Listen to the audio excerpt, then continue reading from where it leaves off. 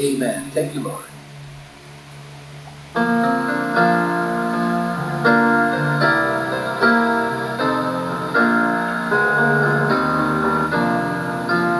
Once my soul was astray from the heavenly way.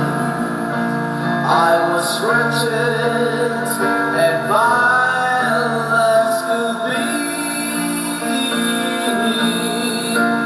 but my Savior in love gave me peace from above when He reached down His hand for me. When my Savior reached down for me, when He reached way down for me, I was lost and undone, without God or His Son. When He reached down His hand for me, I was near to despair when He came to me there, and He showed me that I could be free.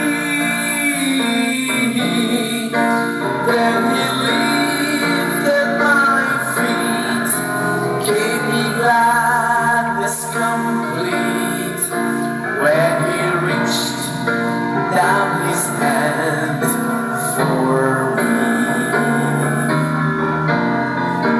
When my Savior reached down for me, when He reached way down for me,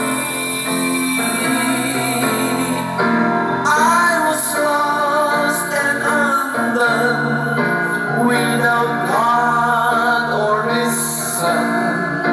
When He reached down His hand for me, when my Savior reached down for me,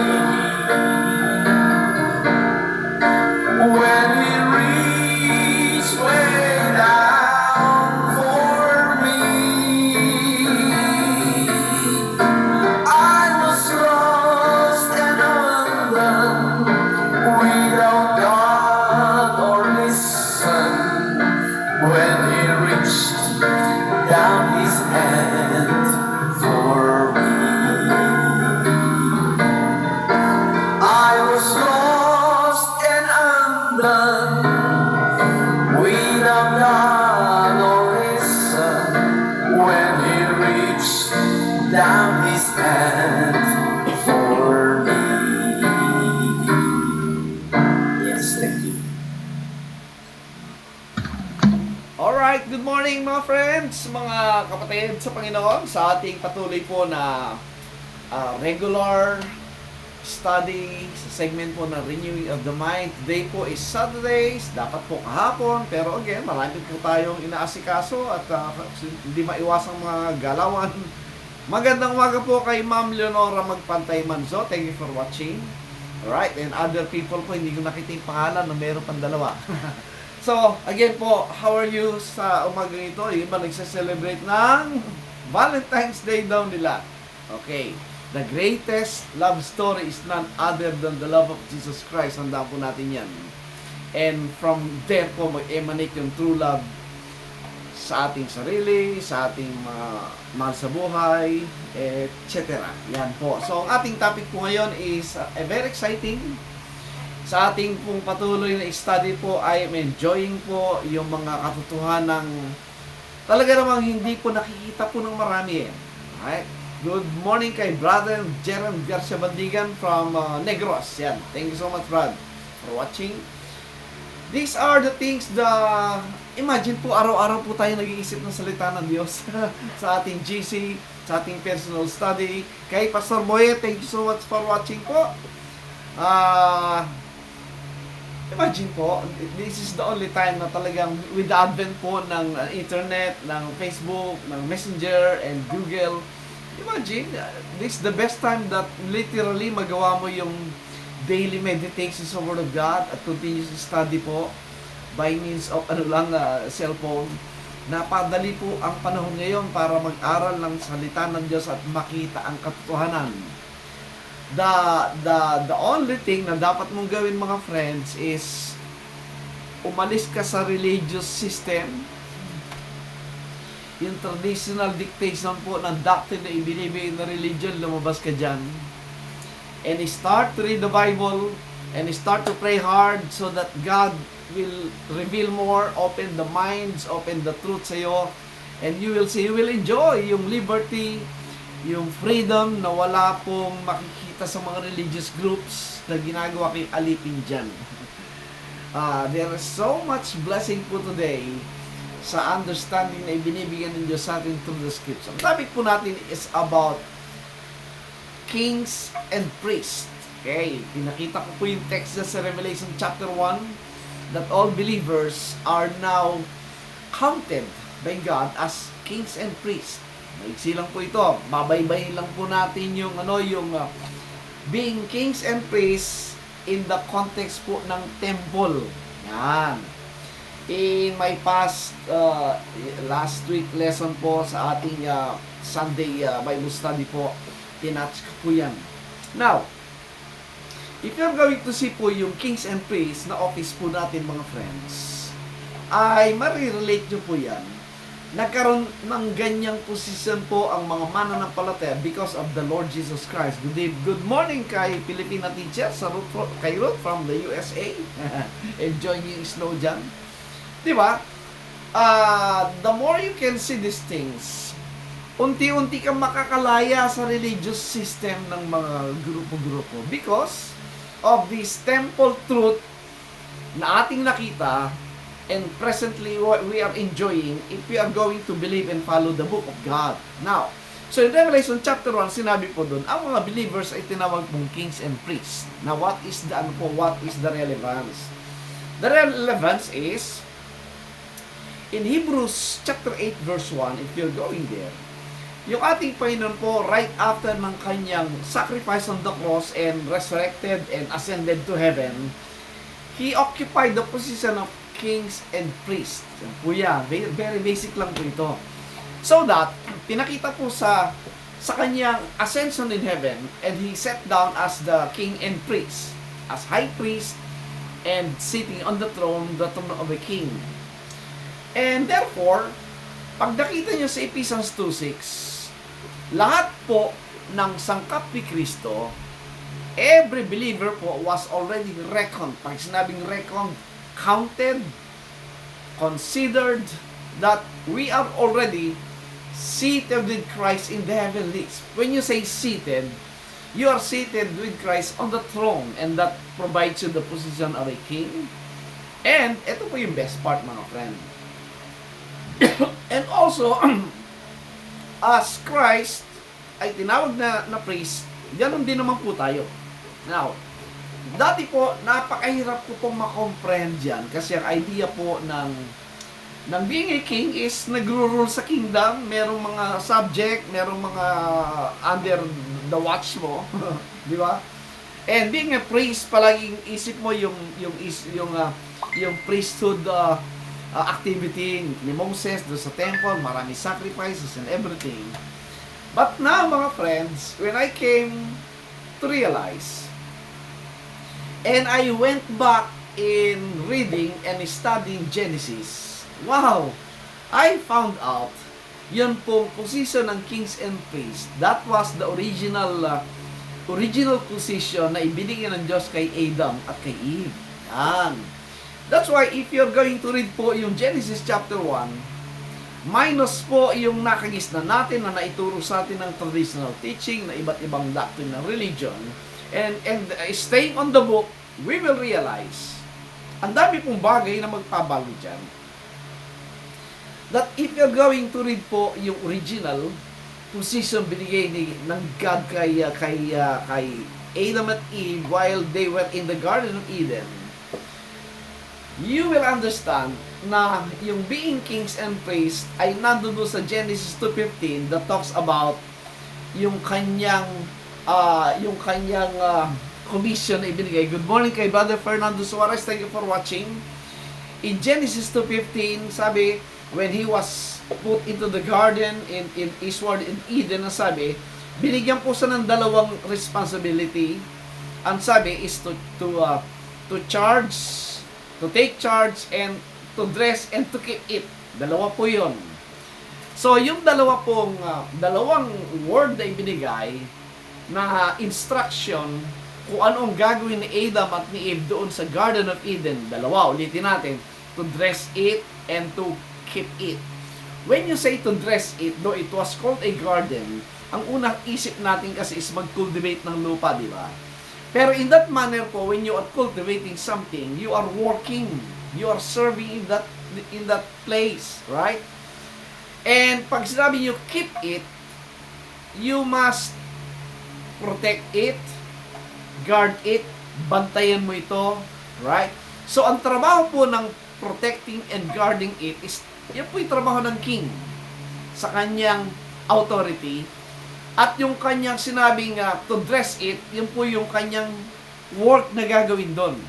So this is the picture, mga friend. That's why, ngayon, very clear po sa akin, at gusto kong i-share sa inyo, and most of the serious student of the Bible, na yun pong pagiging kings and priests ay related po yun sa kanyang position and work within the confine of the temple. So, when God told Adam, sabi, you have to take care of the garden, you have to work on it, ang sabi, the same commission po, at makikita natin yon. No need to go there, haba po yan. Ang the same na inutos po sa mga priests under the Mosaic temple system, na ang mga priests, they should keep it, protect yung holiness ng temple, and to dress it, ibig sabihin to work on it. Now, makita po natin yung dalawang work na yon, na pareho pong sinabi na trabaho ni Adam within the Garden of Eden. Now, this is the picture, my friend. As we can see po, I suddenly realize, good morning po kay Ma'am Chris Fernandez, thank you for watching. I suddenly realize, yun pong aklat natin from Genesis to Revelation, and all the characters po ng mga tinawag ng mga tao like Adam, Noah, Abraham, Isaac, Jacob, until kay Moses, until the construction of the temple, until the election of the nation Israel as a kingdom of priests, until the coming of Jesus Christ. Lahat po yan, mga friends, is related and intended po to understand, to give us the understanding of a temple scenario. Now, mansin ninyo, in Genesis 1 po makita natin, in our study, sa mga sumunod po sa study natin sa GC, di ba, we have seen po yung application ng symbolism ng man when God created man. Tapos merong mga animals, mga beasts, di ba? And we were able to find out po yung interpretation mismo ng scriptures na yung man doon is a picture of Adam, at yung mga beasts ay mga Gentiles like us. Right? In all the passages na nakita natin, yun pong lumalabas na understanding mismo sa loob ng Biblia in giving us the truth. Now, in the sense po, ganun pa rin po yung temple scenario. When God put Adam on the Garden of Eden, it pictures po yung dalawang compartment ng tabernacle na ginawa kay Moses. Kaya nga po, when Moses, ang sabi sa Hebrews 8, di po ba, when Moses was about to construct po yung tabernacle, anong sabi ng Diyos? Yan, ang susundan mo yung pattern na ipinakita ko sa mount, ang sabi. And I believe, ang ano pinakita ng Diyos ay yung ginawa ng Diyos kay Adam doon sa Garden of Eden. So, this is the picture. God is in the spiritual realm, unreached by man, walang maka-approach na tao sa Kanya, until God planted a garden eastward in Eden. Now, pansinin nyo, yung Eden po is a specific geographical place dyan po sa tinatawag na cradle of civilization. A fact known and accepted by many historians, many what you call this, mga archaeologists, sapagkat nakita nila yung mga evidence ng mga structures, ng mga artifacts, ng marami pong evidence silang nakita in that ancient Near East area. Diyan po sa Middle East, diyan sa Iraq, diyan sa Iran, somewhere there in Jordan, sa Israel, ng Egypt, and yung ancient part po ng Nineveh and Assyria. Nakita po talaga nila dyan ang napakaraming evidence of an existing structures. And you will be surprised that the date system na nakita nila is nag-exist yung mga places and evidence yun even before the time ni Adam. Diba?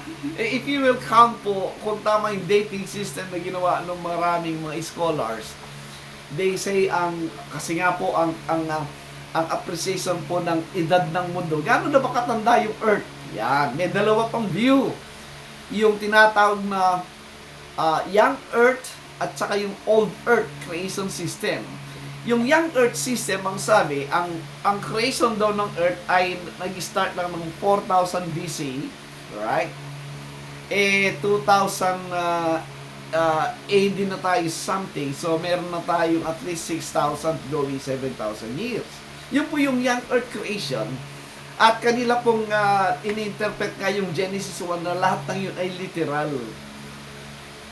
Na kumbaga para ka nanonood ng what you call this, yung tungkol sa mga hayop, di ba? Pag iba-iba yung hayop. So that's how they interpret it. But there are those na ang tinatawag ay old creation belief. Na ibig sabihin, ang Earth hindi lang sa 6,000 years. Ang Earth ay almost billions of years ang age niya. Po yung dalawang view. So, in our study again po ng Genesis, now I am beginning to understand na yung writing po ng Genesis, hindi po yan particular na tinutukoy po yung scientific teaching. No. God doesn't primarily teaching about science. Tandaan natin, the book of Genesis was written around 1400 BC. At yan po isinulat during the wilderness days. At ang audience po ay yung kalalabas na nation Israel from Egypt. And the intended message is not to teach them science.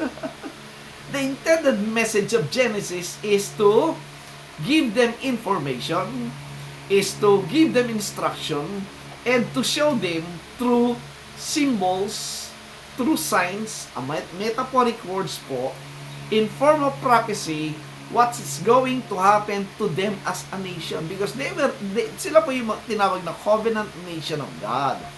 Pag sinabing covenant nation of God, among the nations, pumili ang Diyos na magre-represent sa Kanya among the nations. So that's the idea po. So going back sa times na Adam, when you read Genesis 1, you will see po ang Genesis 1 at Genesis 2 ay merong difference po talaga. It doesn't talk about one single person. Pag nakita mo yung Genesis chapter 1, 1:1, right? Genesis chapter 1, the 7 days creation account, ay tinukoy po yung general designation po ng man. Hindi isang tao yon. General designation of the creation of man, right? And all the beasts na nando doon, meron na pinakita po doon na specific person, the chosen people of God, and the Gentiles, so forth and so forth. And then makita nyo, among the created humans na nandun, pagdating sa Genesis 2, God picked up God elect a person na tinawag na Adam. Yan. Pag nakita po natin yung application ng man sa Genesis 1, it doesn't necessarily pertains to one single person eh. Lahat po doon plural eh. Pero pagdating sa Genesis 2, God chose a special man na tinawag na Adam. And this Adam po ay siyang inilagay doon sa Garden of Eden. Now, this is the picture. And kamukha ng ating nabasa sa Genesis 2:15, ang specific work na ibinigyan ng Diyos kay Adam ay to dress it, to work on the land, on the garden, and to protect it and to keep it. Alright, so from there, ang Diyos po ang nagsasalita and God is in the spiritual realm, in the heavenlies, right? Kasi nga po ang heavenlies, ang picture natin palagi, because again po na naman naituro ng religion, heaven is a far away place, right? Pero today, I am more to that understanding na heaven is not far. Heaven is the spiritual realm, right? Anything of this space is spiritual. Kokontrast mo po yan sa physical creation ng lupa, ng bahay, etc. But outside of this, which are yung pong space, yan po yung spiritual realm. So meaning, kaya nga po, pag binasa nyo po yung buong Bible, mga friends, ang makita nyo, yung heaven po hindi malayo. Always, when God wants to show something po sa spiritual realm, He will open heaven. And when He open heaven, pinapakita ang Diyos. At pag sinabing heaven, kumisa nasa ulo lang niya, nakikita doon. Nandyan sa ulo na nakikita na. So, hindi malayo. It's somewhere. Alright. Yeah. So, God is in the spiritual realm, in the heavenly realm, and He created yung garden, sinabi sa Genesis 1, Genesis 2, He planted a garden out of on the east side ng Eden, ang sabi niya, somewhere in Eden, and put man in there. Now, you will see. Yung dalawang work na ibinigay kay Adam, perfectly describe po yung work ng mga priest doon sa Moses time ng tabernacle when he elected and chose some priests to work on the tabernacle. Therefore, Adam and Eve as priests and di ba sabi sila yung magkaroon ng dominion over all the creation of God, right? And that's the power and authority of a king. And they were charged to protect po yung integrity, yung holiness ng Eden. So, when you come to think about that, if Adam is the first priest, ano ibig sabihin? Ang ibig sabihin, we are exploring, mga friends, lumalabas po tayo sa religious thinking na nakasaradong isip. Nowadays po, we have to open our minds, right? It shows po, yung Genesis 1, meron ng mga created humans. Alright. And then in chapter 2, God chose Adam to be the priest, to be the king, to be the head, to be the leader. Kaya tinawag siya first man. Right? Kung atin pong i-relate yung title na first man, madali namang maintindihan. Sa Pilipinas, sino yung first lady? Si Lisa Marcos. Sino yung first man sa Pilipinas? Si Bongbong Marcos. It speaks of a position ng leader. Just like Christ. Si Christ ang last Adam or last man. Ibig ba sabihin siya na huling tao? No. He is the high priest. He is the head of every creature. So it talks of a position. So when God created humans, and here is Adam, he was chosen to be the priest. The idea is to what? To represent the people to God. Yun naman po yung work ng priest eh. Pag sinabing priest, you are representing the people to God, and you are bringing a message from God to people. And you are the mediator between God and man, and then they meet. Di ba?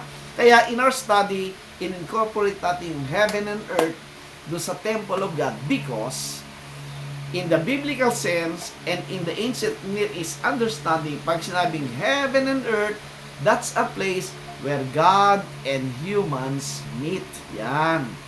It's parang horizon, di ba? Pag sinabing horizon, nandun yung dagat, nandun yung sunset, yung natatanong mong dulo na kung saan nagmi-meet yung sun at yung dagat, yun ay tawag na horizon. The same understanding po ng heaven and earth, it's a place where God and people meet. Alam po nyo, this idea of thinking na merong place wherein God and people meet, ano po yan? Present po yan all over the whole world. And not only in our present time, but in ancient times, kung ating titingnan po history, yung mga archaeological findings, yung mga known all the world, lahat po sila may concept ng temple. Yung mga Hindus, yung sa Egypt, itong sa Middle East, meron silang tinatag na high places. Most of them are mountainous area wherein they were performing sacrifices offered to God.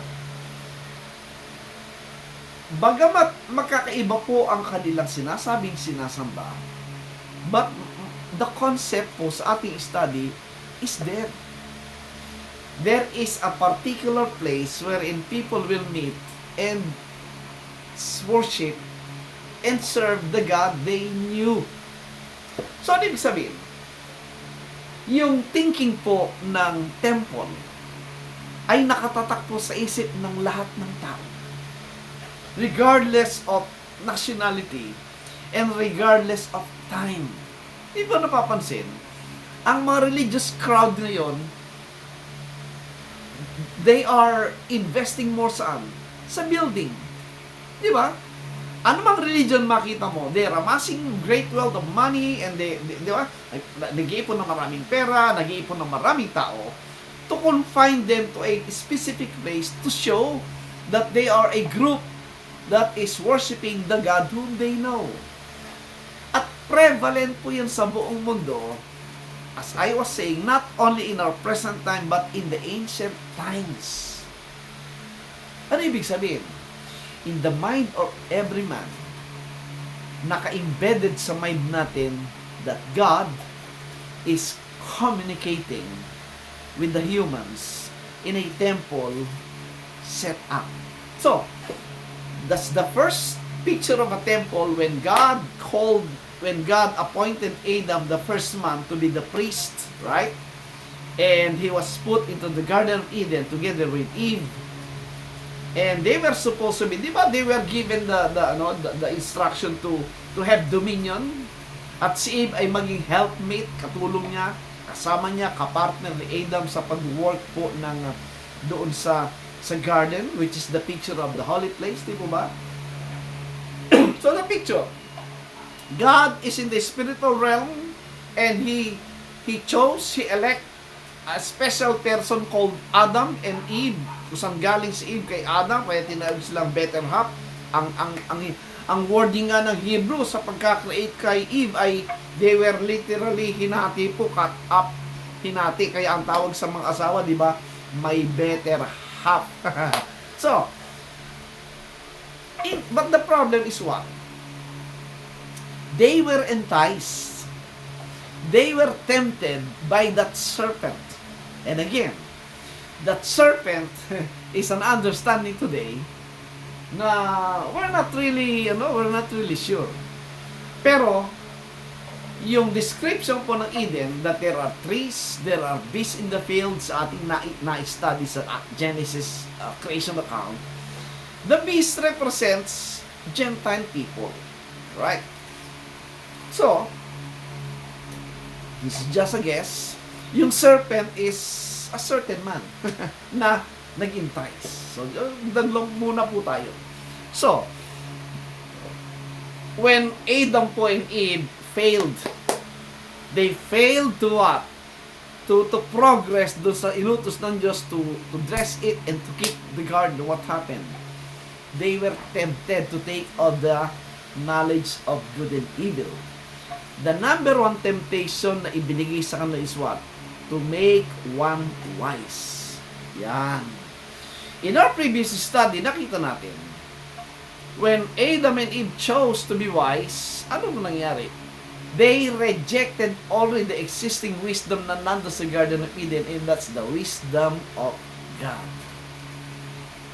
When they started to entertain sa kanilang pag-isip yung sinabi ng serpent that they will be wise, ano yung sabihin? Hindi na nila pinitiwalaan yung wisdom of God. They go to their own wisdom. And that started the time wherein they separated themselves to God. Di ba? Pero God has something, merong ginawa ang Diyos to restore them. Anong ginawa niya? He offered a lamb. Di ba? Gumawa sila ng kanilang sariling pagtatakip sa covering, and that's the picture of righteousness. Righteousness in the sense of man's own wisdom, kumuha ng mga fig tree, ginawang apron. Pero in the sight of God, hindi, at sa ating tani, hindi naman covering apron sa harap lang, pero sa likod, bold yun, di ba? Ano ginawa ng Diyos? He offered a lamb, at yung balat nung lamb, ay yun ang tinang-cover sa kanila. And that's the picture of the Lord Jesus Christ, way back sa Genesis 3. Kaya nga yung sinasabing first preaching of the gospel, sa Genesis 3:15, was a battle between the devil, ang sabi niya, the serpent and the seed of the woman, between the seed of the serpent, etc. So, from the time ni Adam, nagkaanak sila, you have now a priestly family. Family na ito. Supposed to be. Adam, the husband, and wife as Eve, and supposed to be Abel, king, and the rest of his seeds should be a priestly family serving God, representing God among the nations, and the people are then bringing them to God. Yun po yung purpose ng family ni Adam. But the problem happened. Ano nangyari? One of the sons, which is Cain, went out of the way of this family. Diba? Sa paraan nila ng offering sa Diyos, in Hebrews 11, it was specifically mentioned yung ginawa na offering Abel is by faith. That's the line of truth na nakita ni Abel, na ginagawa ni Adam, na nakita yung ginawa ng Diyos. That's the proper way of offering sacrifice. You know why? The offering of the sacrifice is picturing who? Number one, picturing you.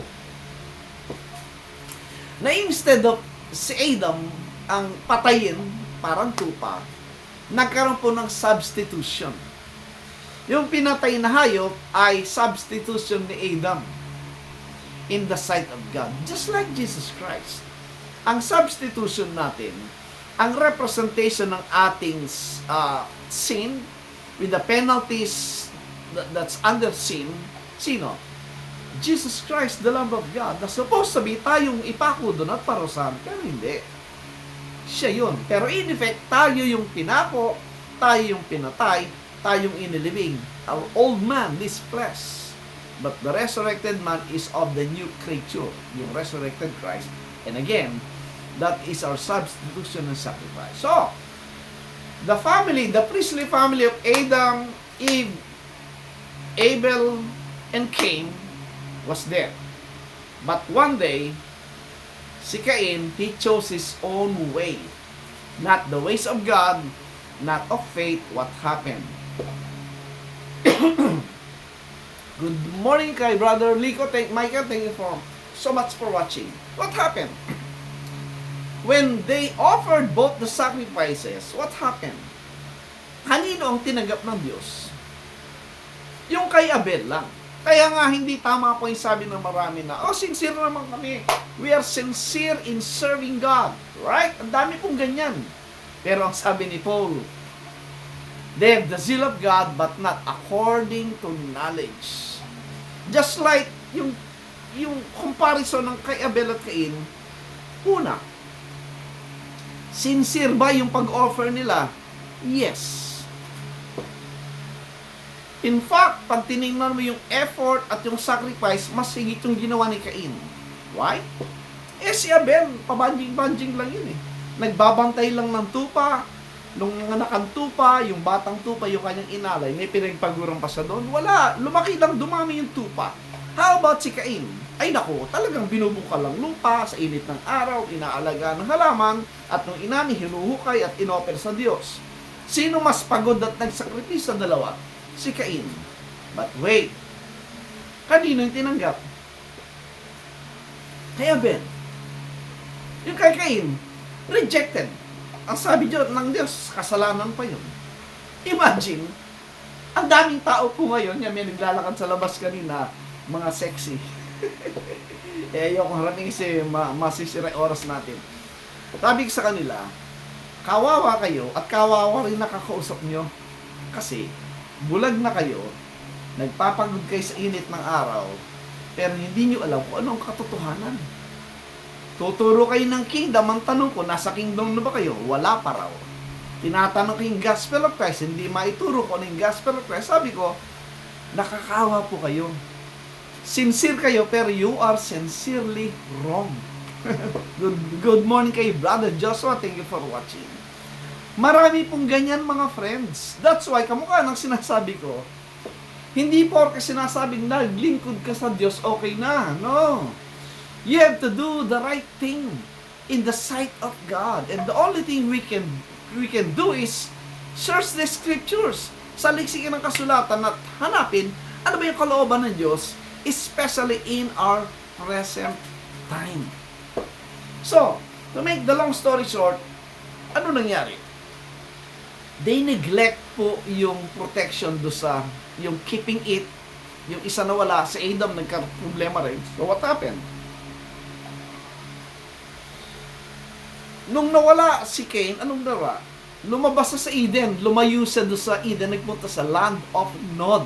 Now, without forcing the scriptures, without twisting any scriptures, ano ang parusa niya? Ang parusa niya, pag nakita siya, papatayin siya. Kung walang ibang tao po sa time na yun, sinong papatay sa kanya? Kung ang tao nandun na sa Garden of Eden at lumayo na nga si Cain, sinong papatay sa kanya outside of the Eden?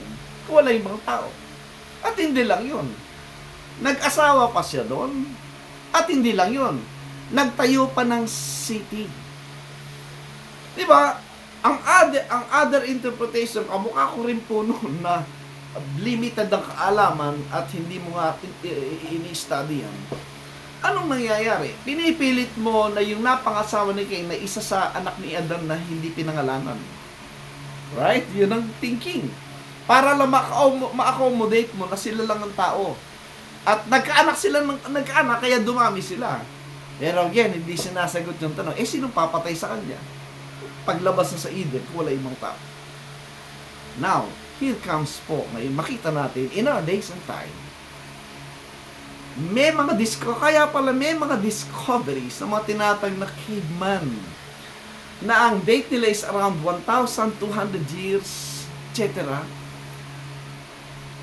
May mga tao nang nag-exist na during those days, before yung account ng creation ng Adam, which is around, yun nga, kung tama yung dating system, around 4,000 BC pa lang yan. Yung mga taong nakikita sa mga archaeological findings ng mga skeletons at yung mga instrument nila, yung mga furnitures nila, at yung alam po nyo, manood kayo ng I forgot The Apocalypse. Yung ganun sa Netflix meron kasi. At sa YouTube, tingnan nyo po, yung mga structures na hindi ma-explain, kamukha ng pyramid. Yung Nazca, dyan sa mga Aztec. Yung mga ancient structures na malalaking boulders na bato. Na kahit po yung mga modern na mga equipment hindi mabuhat. At yung mga batong yun, alam nyo, may mga cuttings na talagang specific ang cuttings. May technology na nahati yung malalaking bato at naisalansan nila napakataas at doon sa tamang sukat. Which was never known during the time ng writing ng Bible. The evidence are there. And then itong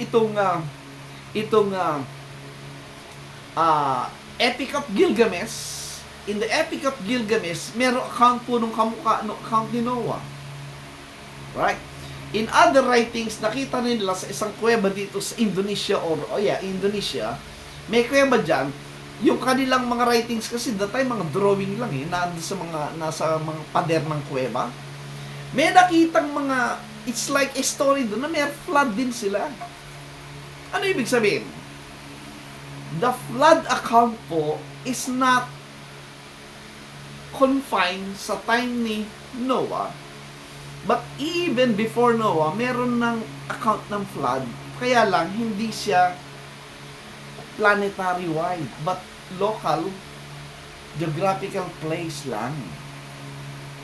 Panoorin niyo po yung mga findings nila.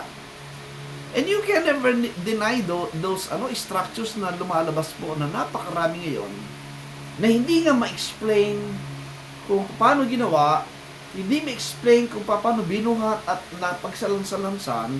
And then yung mga writings po sa mga lupa na hanggang ngayon nandoon, especially just sa part ng Aztec period, just sa Mexico area, ay naku mga friends. Now, today, I understand.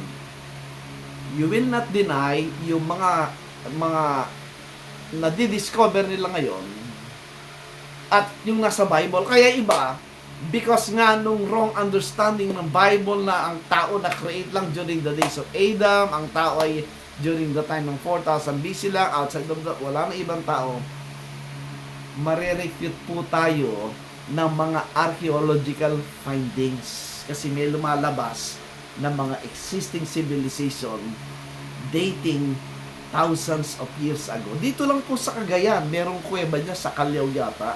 May kuweba na may nakitang mga bones, etc. At saka yung mga nakasulat sa gilid ng kuweba na may mga messages doon na nakikita. Dito lang po sa Luzon yan. So, anong ibig sabihin? There are other people even before the coming of Adam.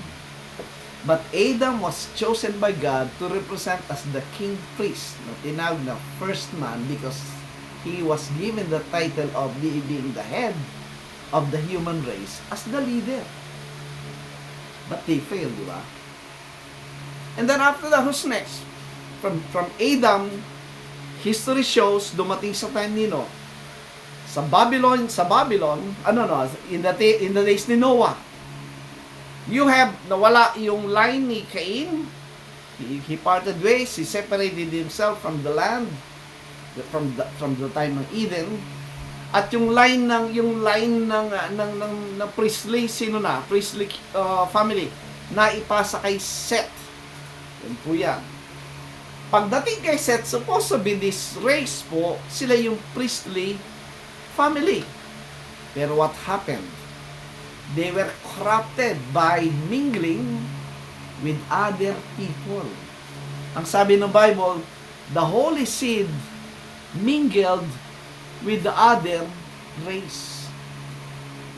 Yung kanilang birth na haluan ng lahi ng mga tao hindi tinatawag na people of God. Supposed to be, pinipreserve nila yung pure line ng priestly family. Pero what happened? When they saw, sabi niya, the daughters of men, they went after them and nag-asawa sila. At kung mapapansin nyo, among the line ni Seth, yung family niya, isa lang nga sinabing perfect doon. Sino? Si Noah. Why? Because the family of Noah already had wives po yung kanyang mga anak. And I presume because they were perfect, itong kanilang family is along within the priestly line of covenant people of God. Kaya sinong naligtas lang ang sabi? 8 souls. Si Noah, yung wife niya, tsaka yung mga anak niya. And the rest of the animals are what? Picture of what? Gentiles, like us, in the prophecy of the coming days ng nation Israel. So from Noah, sino sumunod? Pagdating mo sa Genesis 9, what happened? Alam nyo? Now, I realize, pag binasa nyo po yung ancient Near East na mga myths and records nila na there are gods na bumababa at nagbibigay ng instruction how to plant seeds, how to make something out of this. In the Babylonian writings, myth, meron po yun, yung kanilang kwento about gods na bumababa in form of man, di ba? Yung meron din warning about the floods sa days nila na yan. Yung mga ancient Near East people, ina-attribute nila na yung gods which are angels, ang sabi sa Bible na nagpapakita bilang tao. Ang problem nila, sinamba nila. Hindi ba? When Paul and Barnabas preached tapos nagpagaling ng mga may sakit doon sa Lycaonia, anong ginawa ang mga taga Lycaonia? Tinawag silang si Mercury at si Jupiter. Sabi, oh, these are the gods that came down from heaven, ang sabi niya. So, yung sinasabi ng Bible na account wherein angels are manifesting themselves as man, ay nakikita nung mga nasa ancient Near East people, kaya nang dumating si Paul and Barnabas, sinamba sila. And that's an error. They should not be worshiping those angels na nagpakita bilang tao, but they just a servant of God. Di ba? Kaya, meron nga pong, merong priest ni Jupiter. Ibig sabihin, merong established temple or religion sila doon. So, yun po ay accepted belief and facts doon sa ancient Near East. So, regarding that, ibig sabihin po, when Adam po was appointed as the priest, may mga tao na. Bakit ka magpipriest kung walang tao? So, the line, hanggang sa time ni Babylon, and this whole area po became what? God judged the godly line of Seth, the covenant family of Seth, because of their failed in keeping and protecting the holiness of the land. Right? Instead, they polluted it. At ang isa lamang na natiling perfect ay yung family ni Noah. Therefore, sila lang yun ang preserve. And that flood po, makita ninyo, when you read Matthew 24, which is undoubtedly, and without any idea po na yun ay planetary-wide yung flood, it's a local flood. Tandaan natin.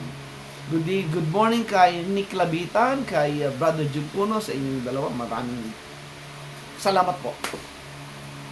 Sa lahat na makita po nating allusion or when you see the preacher was quoting something, and tandaan natin, ang original audience sa Bible, hindi po tayo. It was written for the consumption of the Jewish people. In the Old Testament, those were the BC period, from the time po ng kanilang paglabas sa Egypt, yung travel sa wilderness, until they went into land, until they were ejected out of it because of idolatry, captivity, until yung rebuilding ng temple sa Jerusalem, until the coming of the Messiah, and John the Baptist, etc., the apostles and everything. The original audience are the Jewish people, because the Bible is a Jewish book. It is a history of the Old Covenant nation Israel from the beginning to its end, and the beginning po ng New Covenant nation, and forever na yan. That's the whole message of Revelation.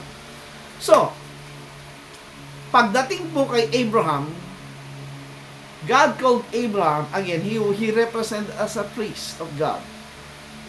And from there was the prophecy. Tandaan natin, as I was saying po sa ating mga GC group, na before the writing of the Old Testament, ang kanilang means of receiving message from God, according to Psalms 19, 1 hanggang 6, ay nandoon sa sky, represented by the constellations, the group of stars. And it was particularly settled po sa Babylon yung kanilang mga zodiac signs. Even today, ginagamit yung zodiacs na yan, tsaka name of constellations na nandun po sa Job and other parts ng mga pinangalan ng mga stars. Nandiyan po sa Bible yung basta po na I forgot the name ng marami. Now, pagdating po kay Abraham, because yung zodiac signs, yan po'y na-pollute na. Ang ginawa ng mga ancient Near East people, ang ginawa, winorship na nila yung host of heaven. And God hates that. So, unti-unti lumalabas po doon sa system ng zodiac ang revelation ng Diyos from Virgo to Leo, day-night, and daytime, nighttime, daytime. Habang lumalakad po yung sun sa mga constellations, nagbibigay po ng message. And particularly, makita, nag-umpisa po sa Virgo, talks about the virgin birth until the Leo, until the second coming. Virgin birth and lion. Those who have the Pisces, Aries, meron pong mga specific Sagittarius, mga specific message yan, at lahat po na related sa prophecy concerning the nation Israel and the coming of the Christ. Kaya lang, it was polluted by the Babylonians when they started to build a temple without God on their own. Gusto nang sabing they want to reach heaven. Pero in fact, Babylon the time has the most organized system po of astrology, mga prognosticators, mga readers of stars, etc. And that's why God is, God is telling them in satire that they should not do those things. And then, God called Abraham for a preparation of a nation that will use by God to write His words. Makita sa Genesis 12, the prophecy, three things. One is the land, a specific portion of the land, right? Number two is the formation of a great nation. And number three, the blessings that they would receive, prosperity blessings and security from enemies surrounding them. So, from an individual man called as a priest from Adam to Abraham, there is now the nation of priests. Diba sabi sa Exodus 19:5 and 6, a kingdom of priests. Why? The same calling po from Adam. The purpose is for a priest to represent the people, for them to bring the people to God and bring a message from God to the people, to mediate po yung priesthood between God and man. And there God elected a nation, formed a nation, which is the nation Israel, a kingdom of priests. And there, doon na po binigyan ng instruction si Moses to what? To construct a tabernacle. In Hebrews 8, you will find, diba, binigyan sa ng instruction to build a tabernacle, pero wait and see, ang sabi niya, yung gagawin mong tabernacle should be patterned after the tabernacle that I showed you in the mount. And I believe that's the time po yung Garden of Eden, the original temple, God is in the spiritual realm, the picture of the most holy, at yung land is the picture of the holy place, and outside is the court of Israel, and far away is the court of the Gentiles. There, sinundan po ni Moses yung construction na yon.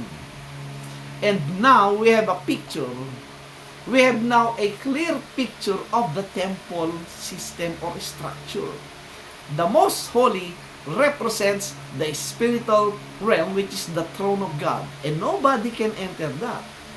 Kasi merong makapal na kurtina na nakatabing to separate the most holy to the holy place, which is the picture of the garden, which is the picture of the land, wherein nandoon yung mga priest. And they have to work and protect the holy place, to protect the holiness of the most holy. Pareho po, mga friends, structure from the days of Adam until the coming po ng construction binigay kay Moses. And the work, the commission ng priest is hindi nagbago. To dress it, to work on it, and to keep it, and to protect the purity of the holy things in that temple. So, Dumaan ang panahon, but the problem, again mga friends, itong nation of priests, they failed. They failed to fulfill to work on it and to keep it in purity. Why? They were not able to minister to the people which are the Gentiles. Diba? Instead of them going to the Gentiles and giving the message of God to the Gentiles, anong ginawa? They keep it to themselves, and they even separated themselves from the Gentiles. Plus, instead of them teaching and working on the Gentiles, what happened? Sila ang nag-adapt, sila ang kumopya sa idolatry ng mga Gentiles. In the land, they worship idols. In the land, they bring in idols from other neighboring countries. Anong nangyari? That's the time ng adultery, ng fornication. Ano nangyari?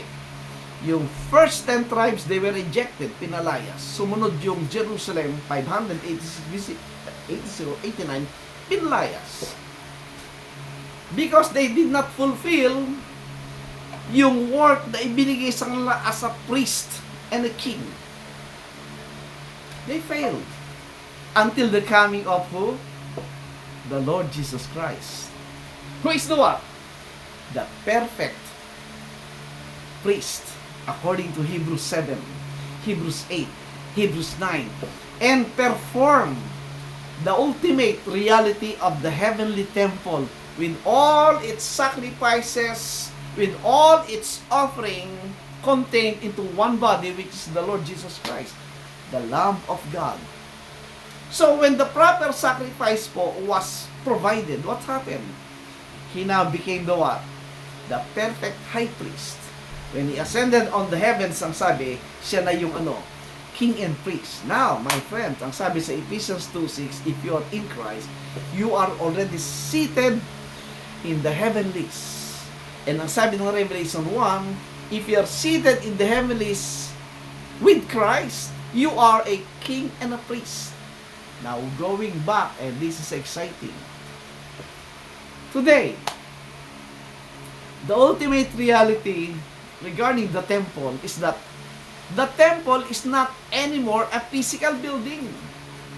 The temple is not anymore confined to a certain place. The temple is the believers themselves, which now they are present in the whole world, scattered in the whole world. And now you will realize, nung sinabi sa John chapter 4, remember, ang sabi sa John chapter 4, yung Samaritan woman, and the Samaritan woman was seeking for a, physical water. And the Lord Jesus Christ came and saying about the heavenly, a water of life, which is everlasting. Di ba? Ang sabi niya, kung kanino man naparoon ang tubig na ito, what will happen to that person? Ang sabi niya, it will come out from his belly that water of everlasting life. Saan magmumula? Sa belly ng believer. And then from there, sinabi niya, and now ang sabi niya, hindi na kayo sasamba dyan sa Sinai o dito sa Jerusalem. Sapagat sasamba na kayo kung nasaan yung presence ng Diyos, nasaan ang temple of God. And you will worship God in spirit and in truth, for such the Father seeketh, ang sabi niya. So from there, what happened? Now, you will find, when the Lord Jesus Christ announced a destruction of the temple, in John chapter 2, and again, as I was saying po, yung thinking ng dispensational teachers ay kamukha ng thinking ng mga carnal thinking Jews na hinahanap ay physical lahat. Anong sabi niya? Destroy this temple, and in 3 days, I will raise it up. Ang isip ng mga Hudyo, yung physical building, sabi niya, 46 years namin ginawa ito. At 3 days, gigibain mo at itatayo on 3 days. Blasphemy. Pero sabi ng Bible, the Lord Jesus Christ spake of what? The temple of His body. Imagine, Jesus Christ is God, and God is a Spirit. When He was born of a virgin, ano nangyari? He tabernacled with what? Men. At that time, the temple is not anymore the physical building, but Jesus Christ Himself. Because in Jesus Christ dwelleth God Himself. And when the Lord Jesus Christ po fulfilled that ultimate sacrifice, pinakita niya yung sa temple, di ba before that, nag-preview na siya, na yung temple na sinabi niyang den of thieves, ginawa niyong kulungan ng mga magnanakaw because they're very corrupt, di ba pinagsisipang lamesa, pinagtataboy sila, di ba? That's already a figure showing of the coming destruction and abolishing of that old temple system. And here is the Lord Jesus Christ is now the temple in His flesh, wherein God is dwelling in Him. Kaya sinabi niya, destroy this temple, and in 3 days, I will raise it up. He is speaking of the body of His temple. So when He was crucified, that temple was destroyed.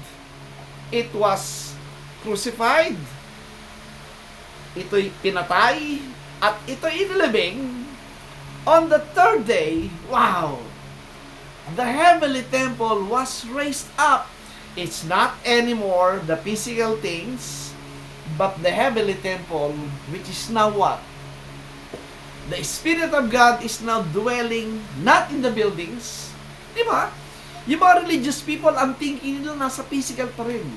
Look at those religious crowd. Ang focus nila, pagandahin ang building, palakihin ang building, just like the pagan people. But never ministered the spiritual heavenly things of the Word of God. At kinukulong ang mga tao sa isipan na yun ang temple. Dito nakatira ang Diyos. Ito ang bahay ng Diyos. Dito kayo magbigay lahat, magbigay. Kaya mabibigtay yung mga tao. Maraming tao sa reliyon natatakot palayasin, matatakot umalis sa reliyon kasi ang isip niya, ang Diyos ay nakakulong sa building nila. Ang Diyos ay naroon sa organization nila. That's the kind of thinking ng mga pagano at ng Old Covenant. Hey! Wala na po tayo sa Old Covenant system.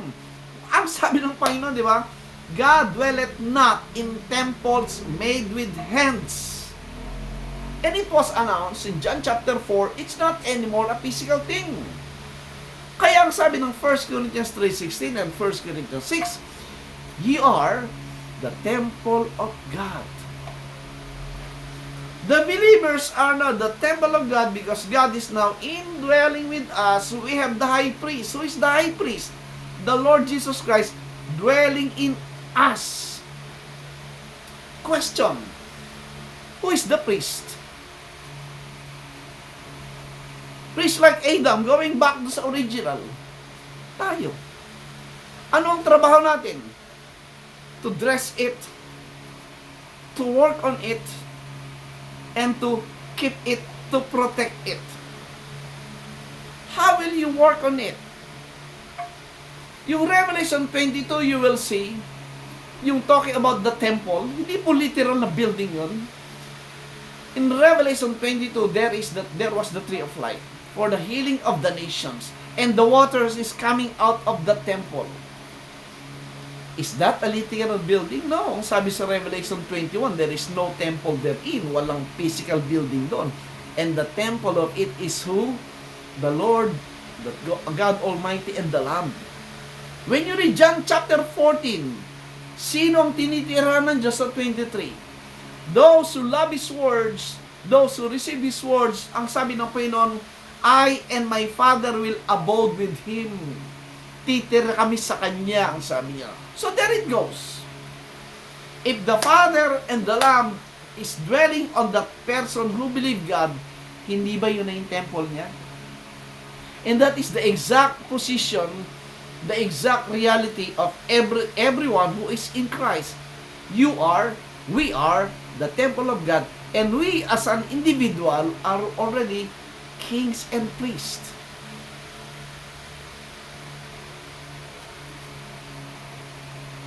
Bakit tayo nako-confine sa isipan ng religion at sa confine ka lang sa sinasabi ng leader? Why? Dapat hindi na. Because we are all equal. We are all kings and priests because the temple is you. Individual na po yan, mga friends. We are accountable to this temple because God is dwelling in us. Accountable po tayo doon sa dalawang work. To work on it and to protect it. And how will you do that? How will you work on it? By ministering the water of life. Ano yung water of life? The words of God. Saan magmumula yun?